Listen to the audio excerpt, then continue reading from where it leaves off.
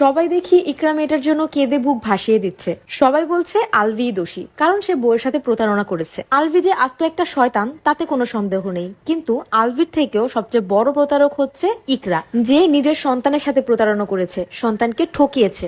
নিজের ভালোবাসার মানুষকে হারানোর কষ্টে সে এতটাই স্বার্থপর হয়ে গিয়েছিল যে নিজের রক্ত নিজের সন্তানের প্রতিও অবিচার করেছে। সন্তানের সাথে অবিচার করতে পারলে তাহলে বউর সাথেও তো অবিচার করাটা স্বাভাবিক বিষয়, তাই না? জীবন সঙ্গী আসলে কখনোই পুরোপুরি আপন হয়ে যায় না, এটা এক ধরনের সমঝোতার সম্পর্ক। হাজবেন্ড যদি ওয়াইফকে ভালো রাখে তাহলে ওয়াইফও হাজবেন্ডকে ভালো রাখে, ঠিক সেভাবেই ওয়াইফ যদি হাজবেন্ডকে ভালো রাখে তাহলে হাজবেন্ড ওয়াইফকে ভালো রাখে। কিন্তু সন্তান কোনো সমঝোতা নয়, এটা আপনার শরীরের অংশ, দায়িত্ব।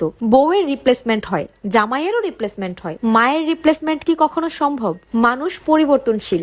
একটা বয়সের পর দেখবেন হাজবেন্ড ওয়াইফের মধ্যে আবেগ জিনিসটা কমে যায়, যা থাকে তা হলো দায়িত্ব আর মায়া। আবার অনেকের ক্ষেত্রে মায়াটুকুও থাকে না, শুধুমাত্র সন্তানের দায়িত্বের জন্য সম্পর্কটা টিকে থাকে। কিন্তু যে মানুষ নিজের সন্তানের কথাই ভাবতে পারে না, তার জন্য আমার মনে কোনো মায়া বা কষ্ট আসে না, যা আসে তা শুধুই অভিশাপ। তবু যেহেতু মানুষটা মারা গেছে, আল্লাহ তাআলা যেন তার সকল ভুল ত্রুটি ক্ষমা করে দেন।